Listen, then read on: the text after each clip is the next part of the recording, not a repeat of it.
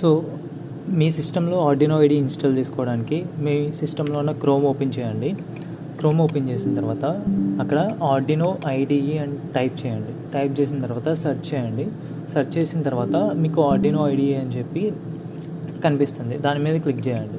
Click చేసిన తర్వాత Arduino వల్ల మనకి వాళ్ళ వెబ్సైట్ ఓపెన్ అవుతుంది. దాంట్లో సాఫ్ట్వేర్ అనే ఆప్షన్ మీద క్లిక్ చేస్తే మీకు వాళ్ళ దగ్గర ఉన్న టూల్స్ అన్నీ వస్తాయి.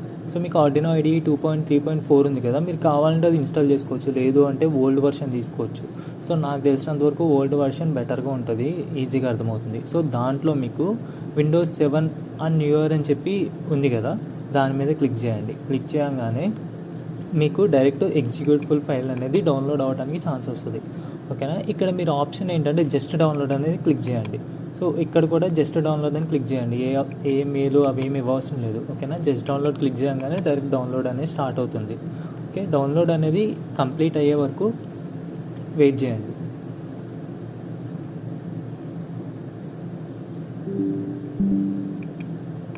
సో ఒకసారి ఇక్కడ చూడండి, డౌన్లోడ్ అనేది అయిపోయిన తర్వాత నేను డౌన్లోడ్ అయిందని డెస్క్టాప్ మీద పెట్టుకున్నాను. దాని మీద డబల్ క్లిక్ చేస్తున్నాను. సో డబల్ క్లిక్ చేయగానే మనకి ఒక అగ్రిమెంట్ అడిగింది. అగ్రిమెంట్కి ఆ అగ్రీ అని క్లిక్ చేసేయండి.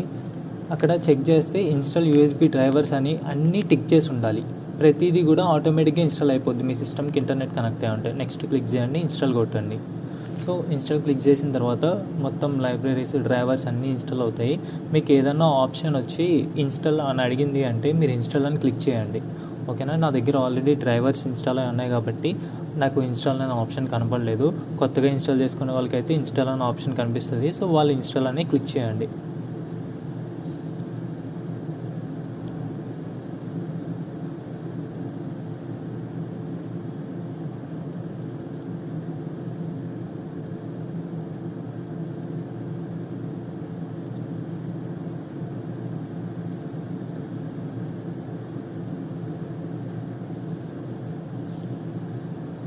సో ఓకేనా. ఇప్పుడు మనకి ఇన్స్టాలేషన్ అనేది కంప్లీట్ అయిపోయింది. కంప్లీట్ అయిన తర్వాత క్లోజ్ అనే ఆప్షన్ క్లిక్ చేసేసేయండి.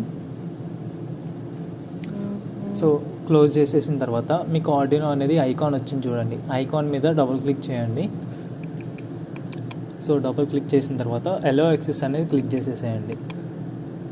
మీకు ఆటోమేటిక్గా ఆర్డినో ఐడియా అనేది ఓపెన్ అయిపోయింది. మీరు దీంట్లో మీకు ఎట్లాంటి ప్రోగ్రామ్ కావాలంటే అలాంటి ప్రోగ్రామ్ అనేది రాసుకోవచ్చు.